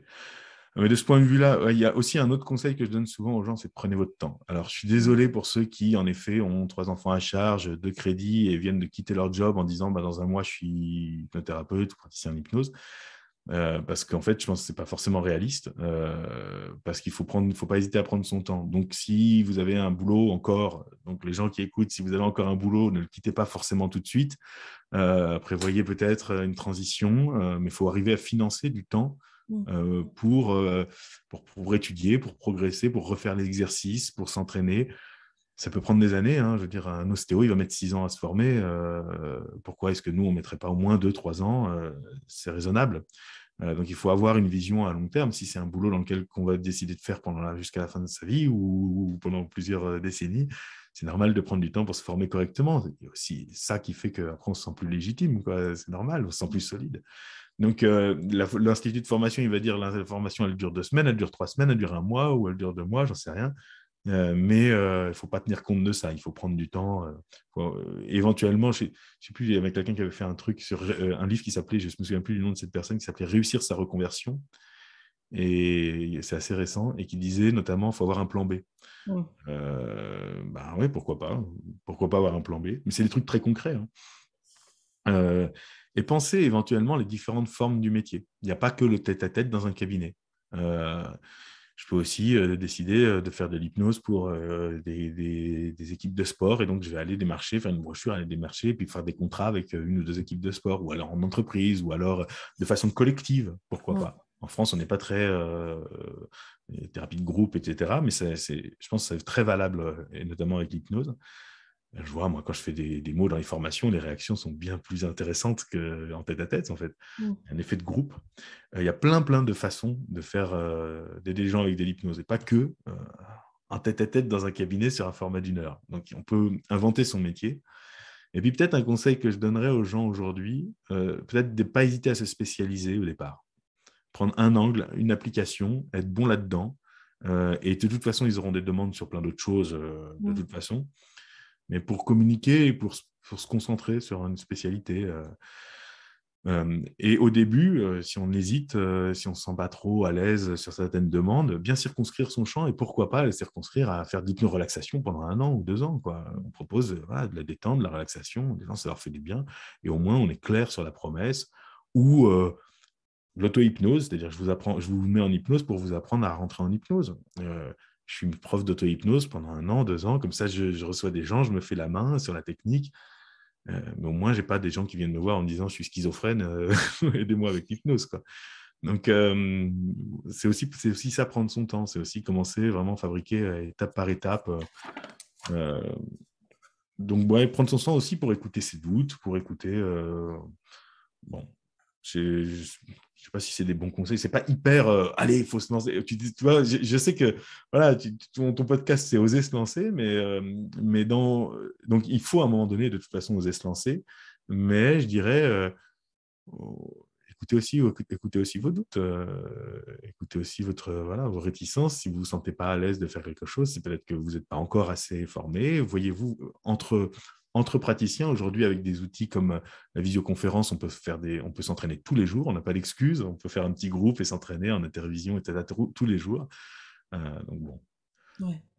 C'est le oser se lancer, moi, comment je l'avais pensé, c'est oser se lancer à pratiquer, Ouais. pas forcément s'installer tout de suite, comme Mm. tu dis. C'est marrant parce que j'avais une stagiaire hier, on en parlait hier, elle était en train de péter un plomb parce qu'elle voulait tout faire en même temps. Je disais, oh, temporise, prends ton temps, laisse-toi le temps t'as le temps, t'as un autre métier à côté pour l'instant, wow. Ouais. On se détend. Et, Ouais. mais c'est intéressant, je rebondis juste sur Ouais. la Vas-y, vas-y. spécialisation. Mm. La spécialisation, parce que dans le fameux groupe hypnose, il y avait un petit débat hier là-dessus. Et moi, je me demandais si on pouvait se spécialiser justement dès le départ, et si c'est pas le fait de voir des clients sur une certaine problématique qui amène la spécialisation. Alors, c'est une bonne question. Alors, mais juste parce que tu parlais de groupe, juste, ça me fait penser, petite parenthèse, un autre conseil que j'ai envie de donner. Sortez des groupes. Alors, vous désinstallez toutes les applications Facebook, etc. Alors, c'est un conseil que je ne suis pas moi-même, mais vraiment, n'allez pas sur Facebook, etc. Et d'ailleurs, méfiez-vous des gens qui sont visibles, parce que ce n'est pas parce qu'ils sont visibles qu'ils sont meilleurs. On confond souvent la visibilité et la référence, mais les gens les plus visibles dans ce milieu, c'est juste ils passent beaucoup de temps sur Facebook, donc ce n'est pas ceux qui pratiquent le plus. Mais ça dépend. Il y a des gens qui sont visibles et qui sont formidables, mais il faut arrêter de croire qu'un tel ou un tel sont des références en hypnose. Il y a beaucoup de tromperies là-dessus. Donc vraiment, évitez les réseaux sociaux, faites-vous votre propre réseau avec votre intervision, etc. Mais sinon, Ouais, sur la spécialisation que je décide et la spécialisation qui s'impose à moi, ça c'est vrai, hein, quand on se rend compte qu'à un moment donné, il y a comme une sorte de spécialisation qui souvent s'impose à nous. C'est-à-dire à un moment donné, je trouve que je suis bon dans un truc, j'ai de bons résultats là-dessus. Et là-dessus, sur telle autre application où je croyais que ça marchait bien, ben, j'y arrive pas trop, donc je finis par plus la faire.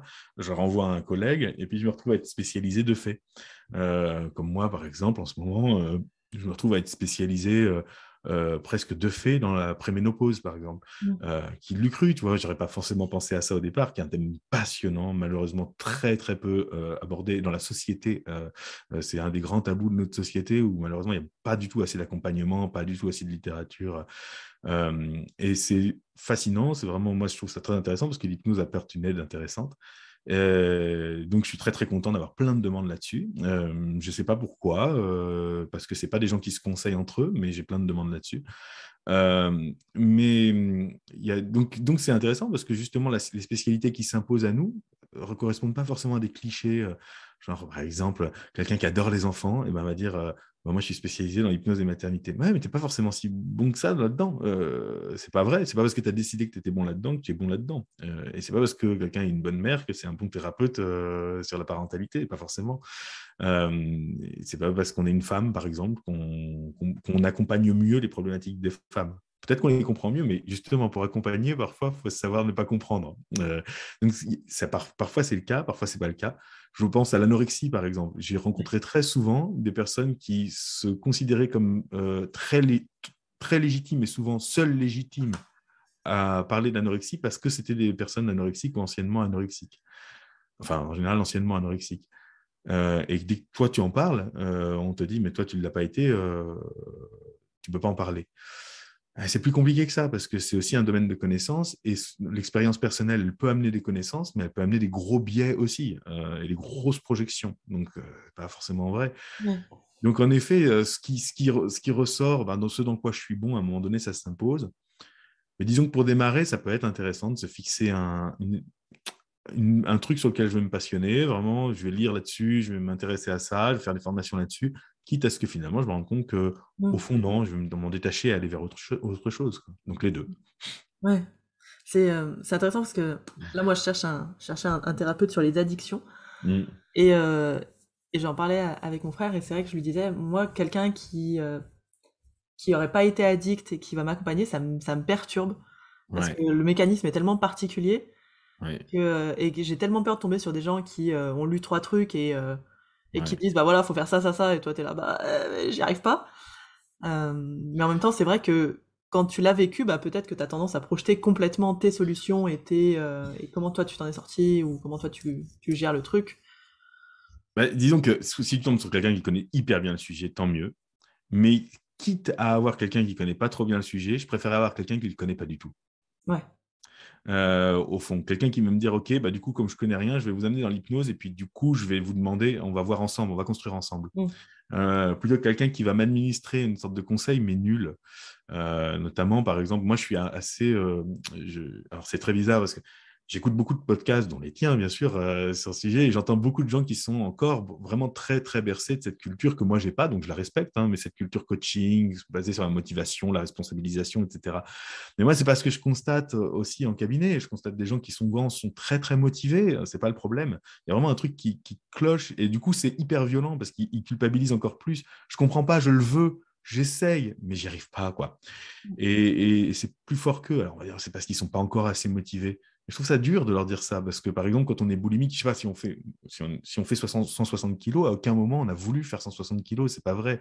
Et on a passé sa vie à souffrir et à dire je veux plus, je veux pas manger. On se retrouve vraiment à faire des crises, et les crises dissociantes, comme ça, c'est extrêmement violent, c'est extrêmement dur. Et pouvoir aussi reconnaître la part d'impuissance. Voilà, on fait ce qu'on peut avec ce qu'on a, mais on est en proie à des choses qui sont très très fortes. Une personne qui fait une crise d'angoisse, on pourra lui dire attends, détends-toi, rationalise. Il y a des gens qui ont des vies bien plus terribles, etc. Finalement, oui, mais j'y peux rien. C'est mon cerveau qui vient de réagir d'une manière. Donc, je trouve que ça, justement, d'avoir vécu cette impuissance sur certaines choses, ça permet de la comprendre sur d'autres choses aussi.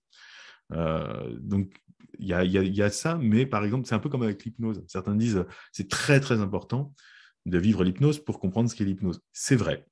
Moi, je pense quand même que c'est très dommage de faire de l'hypnose si on n'a pas, et de ne pas avoir d'expérience de l'hypnose, parce que ça change la façon dont on accompagne, ça change les suggestions. Mais d'un autre côté, j'entends trop souvent des gens qui disent « Moi, j'ai fait de l'hypnose, et je peux te dire qu'en hypnose, En hypnose, on voit des images, en hypnose, on ressent ci, ça, ça. » Non, en hypnose, toi, tu as, ce jour-là, vécu ça. Mais quand tu pratiques l'hypnose, tu vois qu'en fait, il en existe des milliers, des dizaines de milliers de formes d'hypnose. Et ce n'est pas ton expérience personnelle qui te donne à connaître l'hypnose. C'est tous les gens que tu entends te raconter leurs hypnoses. C'est bien plus riche que ce que toi, tu as vécu. Enfin, moi, en tout cas, je n'ai pas vécu un millième de ce que j'ai accompagné comme transe. Donc, par exemple, il y a des, je sais pas, sur une personne qui va être anorexique, qui va connaître, peut-être avoir lu des choses, etc., mais va beaucoup se baser sur son propre cas pour déterminer sa connaissance. Moi qui n'ai pas connu l'anorexie, ce que je sais de l'anorexie est basé sur des tas de cas que j'ai pu voir et entendre. Donc, c'est une synthèse et j'ai conscience que chaque cas est assez unique et différent. Bon, après, ce n'est pas ma spécialité. Hein. C'est un exemple que je prenais, mais ce n'est pas ma spécialité. Non. Ok. Cool. Pardon, je suis désolé, j'avais dit que Non, je non, serais pas mais monologue et alors je moi, te ça fais me des va gros très bien monologues. quand tu pars dans les grands. C'est le but, On sinon va je ne ferai pas d'interview. Ok. Donc, je vois qu'on est à 1h15. Juste pour terminer, ça va être le moment sympa. Un seul livre Un seul livre pour débutants sur un livre d'infos techniques. technique Ouais. sur l'aspect hypnose, c'est ça? Oui, c'est mieux. Ou accompagnement, si tu... mais je pense Ou que pour toi, accompagnement. ouais.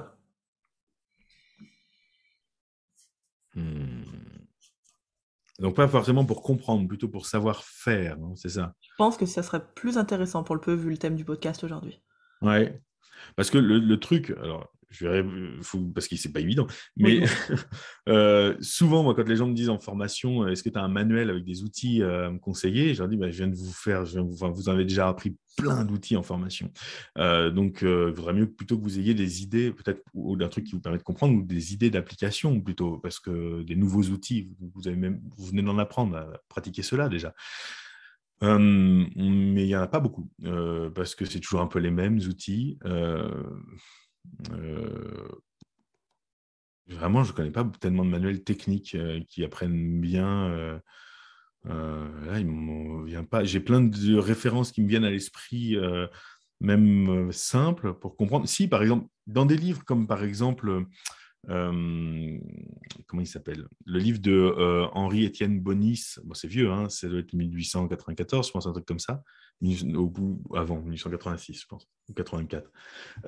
Bonis, Bunis, c'était un type de l'école de Nancy. Et il a écrit un livre qui s'appelait Somnambulisme, pas le somnambulisme artificiel, le somnambulisme provoqué, il me semble.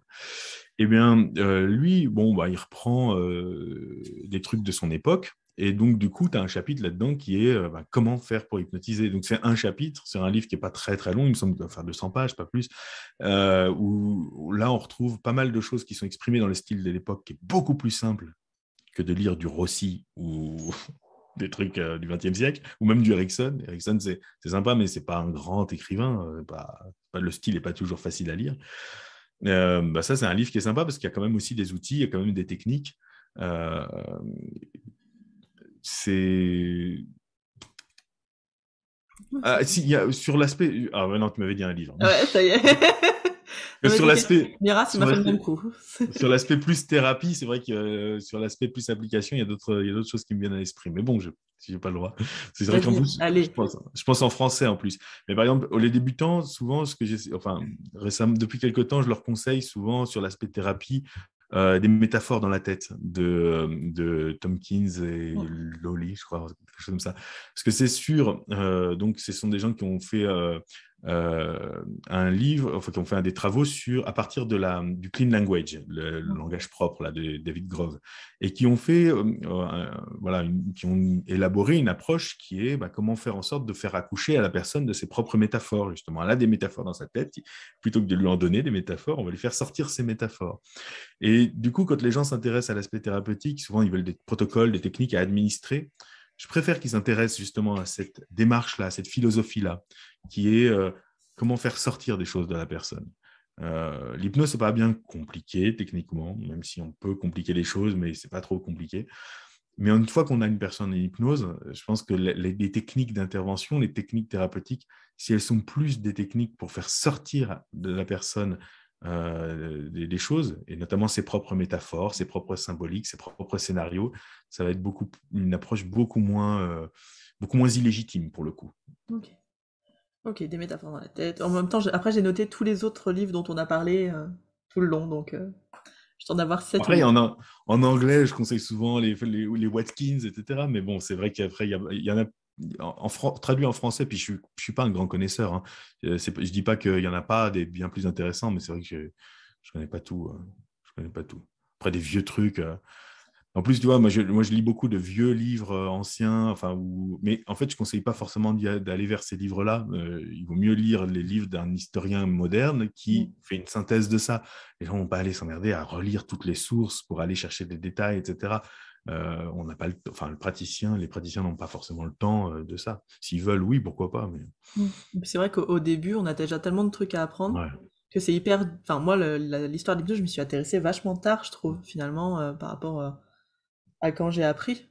Et j'ai trouvé ça passionnant, mais à ce moment-là, il y a 7 ans, j'aurais dit, Ouais, ouais. j'étais pas du tout Alors, dedans, quoi.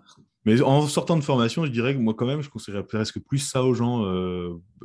La technique, vous l'avez en formation, Ouais. vous bossez dessus. Pour votre passion, lisez plutôt un truc sur l'histoire Mm. ou lisez du Erickson. On ne conseille pas ça souvent aux débutants, mais attends, un débutant dans la pratique de l'hypnose, c'est pas un débutant dans la pratique de la lecture. Il n'est pas obligé de lire Oui, oui, fait de l'hypnose. Il se passionne pour un truc, il peut bien faire un effort quand même. Moi, je suis pas un lecteur, c'est pas facile pour moi de lire, mais voilà, je me retrousse les manches et j'essaye, quoi.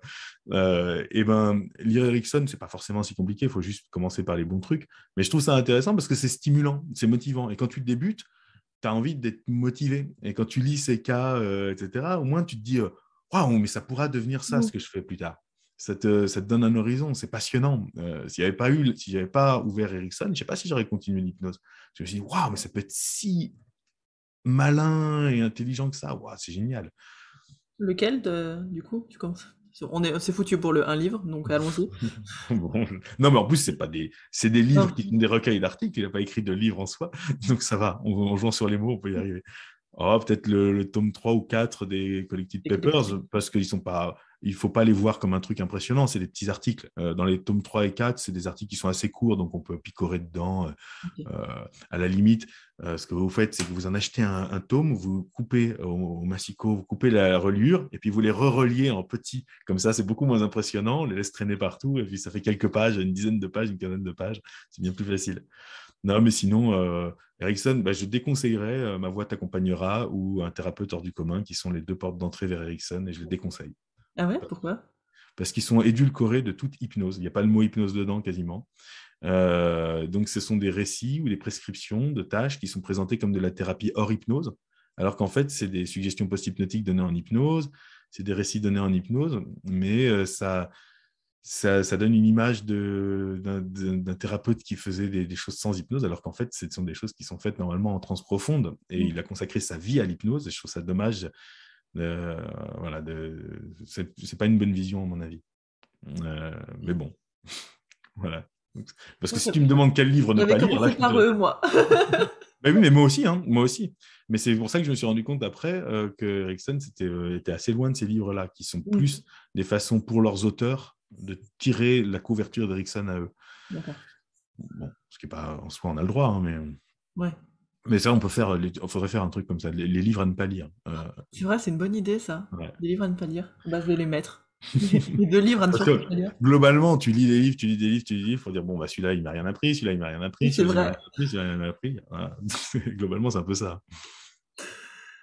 Je vais faire une section comme ça sur mon blog. À ne pas lire, ça, c'est vrai. Et en dernier livre, tu disais Mm. quelque chose qui regroupe un peu l'histoire de l'hypnose ou des grands courants, voilà, mais qui résume plus que de devoir aller chercher dans tous les auteurs. T'en aurais un qui correspond à ça? Alors, sur vraiment l'histoire d'hypnose, et qui inclut l'histoire contemporaine, ça, j'ai pas de choses qui me viennent à l'esprit. Moi, celui que j'aime bien, il y a un livre de Serge Nicolas. Alors, Serge Nicolas, c'est vraiment un des grands spécialistes de l'histoire de la psychologie, et notamment de la psychologie du 19e siècle, donc le grand spécialiste français de l'histoire de cette histoire-là, de l'histoire de l'hypnose notamment, qui a écrit un livre qui s'appelle Charcot, pas de Charcot à Bernheim, mais Charcot face à Bernheim, je crois. Okay.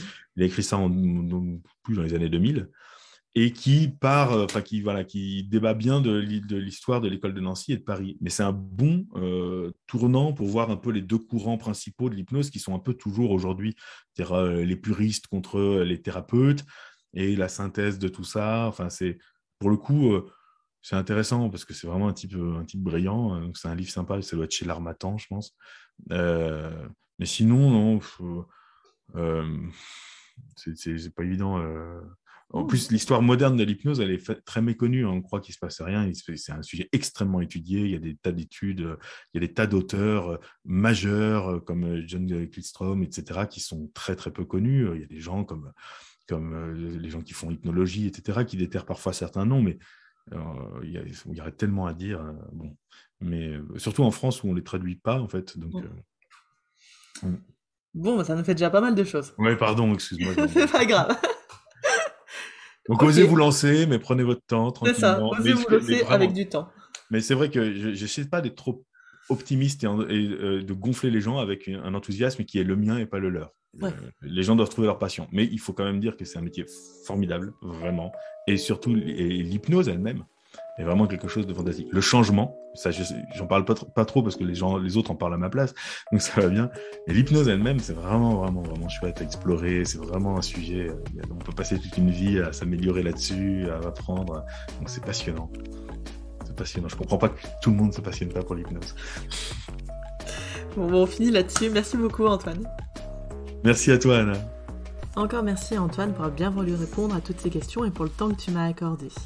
Comme je vous le disais en intro, toutes les références sont dans la description, où vous pouvez également télécharger le kit HypnoSafe pour les hypnodébutants qui ont envie de se lancer rapidement et sereinement. Si vous voulez plus d'infos sur l'accompagnement en ligne, vous avez également le site oser-se-lancer.com. Pensez à vous abonner à notre page Facebook et à nous mettre plein d'étoiles sur votre application de podcast, ça nous aide à remonter et à être encore plus entendus. Un grand merci à vous pour votre écoute et prenez soin de vous.